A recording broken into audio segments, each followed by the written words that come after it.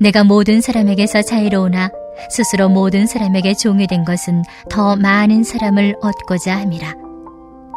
유대인들에게 내가 유대인과 같이 된 것은 유대인들을 얻고자 함이요 율법 아래 있는 자들에게는 내가 율법 아래 있지 아니하나 율법 아래 있는 자같이 된 것은 율법 아래 있는 자들을 얻고자 함이요 율법 없는 자에게는 내가 하나님께는 율법 없는 자가 아니요 도리어 그리스도의 율법 아래 있는 자이나 율법 없는 자와 같이 된 것은 율법 없는 자들을 얻고자 함이라. 약한 자들에게 내가 약한 자와 같이 된 것은 약한 자들을 얻고자 함이요 내가 여러 사람에게 여러 모습이 된 것은 아무쪼록 몇 사람이라도 구원하고자 함이니 내가 복음을 위하여 모든 것을 행함은 복음에 참여하고자 함이라. 운동장에서 다름질하는 자들이 다 달릴지라도 오직 상을 받는 사람은 한 사람인 줄을 너희가 알지 못하느냐. 너희도 상을 받도록 이와 같이 다름질하라. 이기기를 다투는 자마다 모든 일에 절제하나니 그들은 썩을 승리자의 관을 얻고자 하되 우리는 썩지 아니할 것을 얻고자 하노라. 그러므로 나는 다름질하기를 향방 없는 것 같이 아니하고 싸우기를 허공을 치는 것 같이 아니하며 내가 내 몸을 쳐 복종하게 함은 내가 남에게 전파한 후에 자신이 도리어 버림을 당할까 두려워함이로다. 아멘.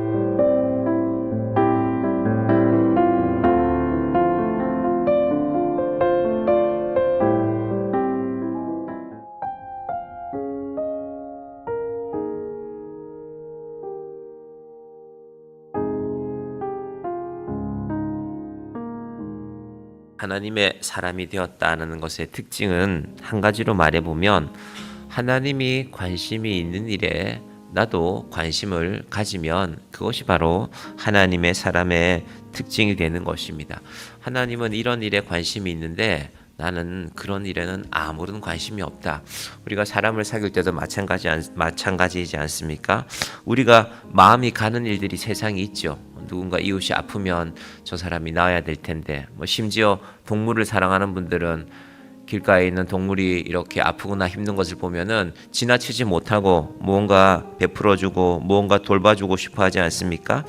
하나님의 관심은 사람에게 있습니다. 우리 교회 주보에 보시면은 한 사람이 소중한 교회라고 되어 있는데, 물론 제가 그렇게 해야 될 것이고 또 여러분들이 한 사람이 소중한 교회로 이걸 해석을 이렇게 하셔서 그래, 한 사람이 소중하니까 내가 정말 소중해. 그 해석도 좋습니다. 그런데 이 한 사람이 소중하다는 것은 하나님 앞에 나 한 사람이 소중하면 하나님이 온 세상 가운데 나 하나만 구원하기 위해서도 예수님을 보내실 분이거든요. 그러면 하나님이 정말 그런 분이라면 나는 다른 사람들을 어떻게 바라보아야 될까? 그것이 교회가 되는 것입니다. 그래서 목사로 이렇게 살아가는 분들이, 목회자들이 스스로 내가 정말 괜찮은 목사인가? 라는 한 가지 중요한 질문은 하나님이 무엇에 관심을 갖고 있을까? 하나님이 관심을 갖고 있는 그 일에, 그 영혼에 나도 관심이 있는가? 항상 그 물음을 확인해 보는 것입니다. 오늘 사도 바울이 자신이 바로 그런 일에 관심이 있다고 스스로 고백하고 있습니다. 자, 19절 보겠습니다. 내가 모든 사람에게서 자유로우나 스스로 모든 사람에게 종이 된 것은 더 많은 사람을 얻고자 함이라. 고린도 교회 상황을 보면 사도 바울이 인간적으로 말하면 지친다, 지쳐. 내가 너희들하고 목회하는 거 계속해야 되겠냐? 그런 마음이 들 수도 있습니다. 힘든 일이 많으니까요. 그러나 사도 바울은 내가 그럴 것이 아니라 내가 한 사람이라도 더 얻고자 한다. 고린도 교회 안에는 유대인도 있고 이방인도 있는데, 유대인인 너희가 율법을 지키는 것으로, 사실은 율법으로 구원받는 것은 아니지만, 그래, 너희가 율법을 그렇게 소중히 여기면 나도 율법을 소중히 여기겠다. 이방인들에게는 그들은 율법을 모르는 사람들이니까 내가 율법을 알지만 내가 너희들에게는 율법 모르는 사람처럼 행하겠다. 예수의 구원을 전하기 위하여서, 그래서 한 선교사님이 한국 이 땅에 와서 선교하시는 가운데 깨닫게 된 것이, 한 영혼을 얻기 위해서, 한 영혼에게 복음을 전하기 위해서는 그 복음과 관련 없는 일이라 할지라도 99가지 일을 해야 한 영혼을 얻는 것이다. 얼마나 힘들면.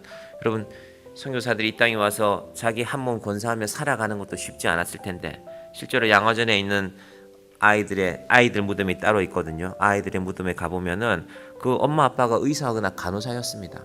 그러니까 자기 나라에 있었으면 별것 아닌 질병인데, 조선 땅에서는 환경이나 의약품이 귀하니까 낫게 하기가 어려워요. 그래서 어린아이들의 무덤이 양화진에, 서울 양화진에 기독교 교인 묘지에, 외국인의 묘지에 많이 그렇게 있는 것입니다.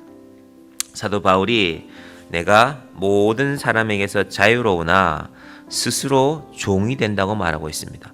여러분, 누가 세상에 종하고 싶은 사람이 있습니까? 자유롭고 싶지. 사람들을 다스리며 살고 싶지. 종이 되고 싶은 사람이 누가 있습니까? 그러나 나는 종이 되겠다는 것입니다. 바울이 고린도 교인들에게 이렇게 자기의 이야기를 하는 것은 내 관심이 여기에 있는데 너희가 왜 내가 가진 그런 관심에, 더 근본적으로는 하나님이 관심 가진 것에는 관심이 없고 나는 바울파다, 아볼로파다, 케바파다 그런 것으로 싸우고 음란함이 교회 안에 들어오고 그렇게 살아가는가를 분명하게 질책하고 있는 것입니다. 이것이 오늘 말씀의 첫 번째 핵심입니다.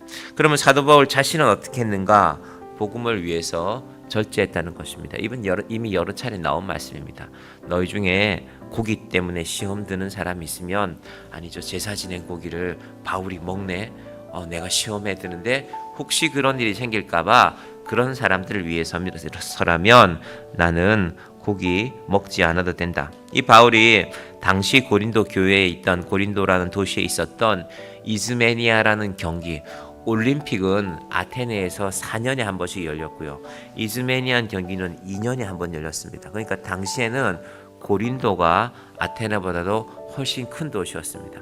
여러분, 축제하려면 지자체들이 예산을 많이 써야 되잖아요. 지금 이 가을에 온 대한민국 곳곳에 축제하는데, 한화라는 회사는 원래 그 회사가 폭탄 말되는 회사였잖아요. 다이너마이트. 그래서 불꽃 축제를 하는데 1년에 100억 정도를 쓴답니다.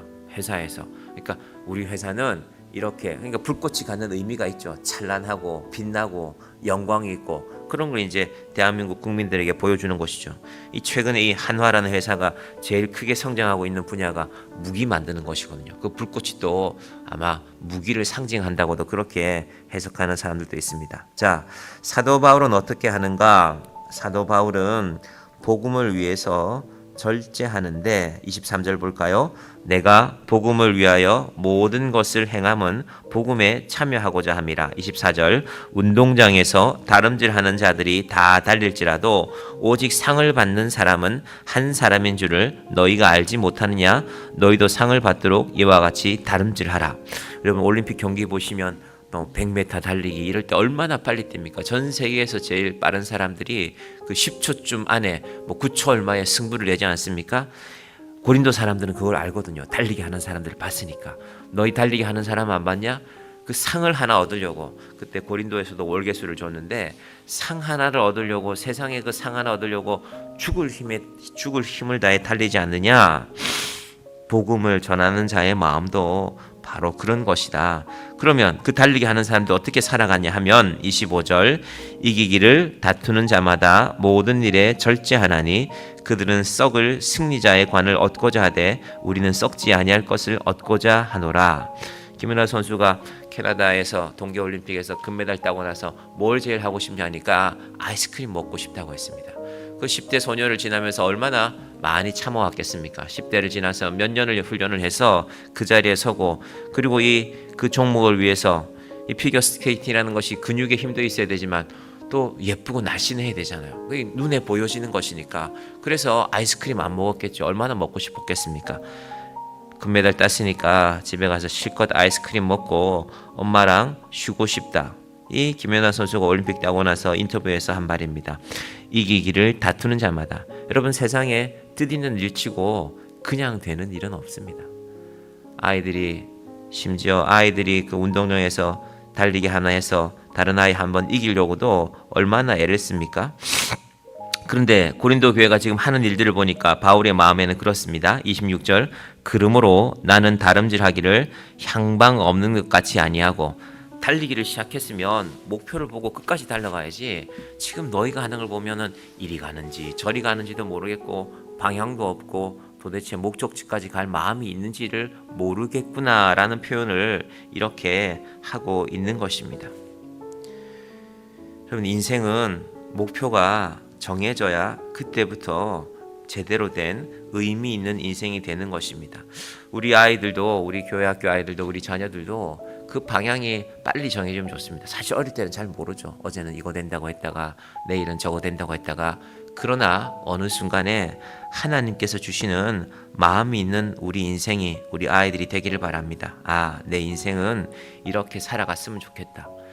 예수를 믿으면서도 물론 우리 자녀들의 삶이 안정되는 게 중요하죠. 우리 아이들이 좋은 직장 구하고 그리고 그곳에서 안정되게 사는 것이 중요한데, 그러나 더 근본적으로는 내가 하나님 앞에 사는 인생이 되어야 되겠다. 어제 제가 주일 설교 말씀드렸듯이 아브라함의 종들이 왜 목숨을 걸고 따라 나갔겠습니까? 여러분, 돈을 아무리 많이 줘도 내 목숨을 거는 일은 하지 않는 것입니다. 그게 어리석은 일이니까요. 아니, 그 돈 받으면 내가 뭐해? 그런데 아브라함의 일이 옳다고 본 것입니다. 아브라함과 함께하는 하나님을 나도 따라가야 되겠다. 그것을 그 마음에 결심한 것입니다. 그래서 바울도 나는 그렇게 살아왔다. 다름질하기를 26절에 향방 없는 것 같이 아니하고 싸우기를 허공을 치는 것 같이 아니하며 내가 내 몸을 쳐 복종하게 함은 내가 남에게 전파한 후에 자신이 도리어 버림을 당할까 두려워함이로다. 사도 바울은 복음을 전하는데 모든 것을 쏟아붓지만 동시에 자기의 영혼을 늘 살펴보는 것입니다. 오늘날 목회자들에도 대단히 중요합니다. 육신이 아픈 것에 대해서 우리가 주의해야 할 이 문제는, 제가 가끔 말씀드리죠. 제가 여기 정양교회 와서 정양교회를 개척하고 얼마 되지 않았을 때 어떤 목사님이 운동을 안 한다 그러니까 저한테 이제 테니스 치라고 나오라고 하면서 하신 말씀이, 목사님, 나쁜 목사는 목회를 계속할 수 있지만 아픈 목사는 목회를 계속할 수 없어. 본인이 아파 보셨거든요. 본인이 질병 때문에 한 3년 크게 고생하시고 나서 제가 보기에 참 성정이 맑은 분이세요. 아, 이분 참 맑구나. 저는 가끔 목사님들 사이에도 이분은 거의 예수님에 가까운 목사님이다, 이런 분들이 계세요. 야, 이분 참 예수님에 가까운 분이다. 그런데 아프니까 목회를 그만둬야 되나 한참 생각했대요. 사모님하고 둘이서. 여보, 아프면 목회를 못해. 그래서 그분이 그때부터 애를 쓰고 운동하기 시작해서 이제 건강을 챙기셨다는 것입니다. 하나님께서 우리 인생에 많은 것들을 주시는데 우리 삶을 어떻게 관리해야 될까? 내가 내 몸을 쳐 복종하게 하면, 바울도 몸이 안 좋았거든요. 그래서 자신의 건강에 대해서 염려하면서 동시에 하나님, 내가 한 영혼을 위해서 구원하기 위해서 이렇게 애써 왔는데 자기의 몸이 약하면 마음도 약해지는 것입니다. 그 바울의 고백들이 이제 고린도전서부터 한 권 한 권 지날수록 나옵니다. 아, 바울이 힘든 일들이 많았구나. 그래서 바울이 더 스스로를 다짐하고 있구나. 우리의 이 한 주간 시작하는 이 하루도, 하나님, 이 한 주간 제가 어떻게 살아가야 되겠습니까? 철저하게 하나님 앞에 나를 복종시켜 하나님의 종으로 살게 하시고 동시에 사람의 종으로, 여러분 이거 인간적으로 생각하면 결코 우리가 이런 말 할 수 없습니다. 그런데 사람의 종이 된다는 것은, 하나님, 내가 이 사람 한 사람의 영혼을 얻기 위해서 종이라도 하겠습니다라는, 그러지 않고서는 영혼을 얻을 수가 없다는 것입니다. 우리 교회가 이 땅에 세워져서 한 영혼 한 영혼을 얻는 교회가 되기를 바랍니다. 우리 이 가을에 하나님, 우리가 이 한 해 한 해를 살아가면서 한 영혼의 씨앗을 뿌리고, 하나님, 이 가을에는, 내년 가을에는 내가 거둘 수 있는 인생이 되기를 원합니다. 하나님, 저는 씨앗을 뿌리겠습니다. 상황은 안 좋습니다. 요즘 사람들이 예수 믿으려고 합니까? 그러나 우리는 씨를 뿌리는 사람이고, 하나님께서 3절 가사에 보시면 씨를 뿌릴 때에 나지 아니할까 염려하며 심히 애탈지라도, 여러분이 어디 가서라도 누군가를 만나실 텐데요, 복음의 씨앗을 뿌리시기를 바랍니다. 많은 사람 생각하실 필요 없습니다. 여러분이 이발소 가시면, 여자분들은 미장원 가시면 누군가를 만나지 않습니까? 미장원에 온 사람이건 아니면 미장원을 하시는 분이건, 혹시 내가 이 사람에게 복음 전할 수 없을까? 혹시 여러분이 자주 가는 식당이 있으면 혹시 내가 이 사람에게 복음을 전해야 할 사람이 아닐까? 우리 인생 가운데서 한 사람을 위해서 결단하는 은혜가 있기를 주님의 이름으로 간절히 축원드립니다. 기도하겠습니다. 하나님 아버지 감사합니다. 사도 바울이 고린도 교회에 편지를 쓰면서 내가 자유로우나 모든 사람에게 종이 된다고 말하고 있습니다. 누가 종이 되고 싶겠습니까? 그러나 한 영혼을 하나님 안에서 얻기 위해서라면, 복음 안에서 한 사람을 얻기 위해서라면 나는 기꺼이 종이 되겠다고 바울은 고백하고 있습니다. 하나님, 우리는 언제 이런 마음을 가진 적이 있습니까? 이 땅에 살면서 내가 원하는 것, 우리가 기뻐하는 것에만 마음을 두고 살지 않았습니까? 하나님께서 예수님을 통하여서 우리의 영혼을 구하실 때 바로 이 마음으로 아들을 주셨습니다. 하나님, 우리도 한 영혼을 위하여서 기꺼이 종이 되는 자들이 되게 하여 주시옵소서. 내 자존심의 문제가 아니라 하나님, 그 자존심이란 것 지나고 나면 아무것도 아닌데 우리가 그것 하나에 인생을 메고 살지 않습니까? 한 영혼을 위해서 하나님 앞에 내 자존심을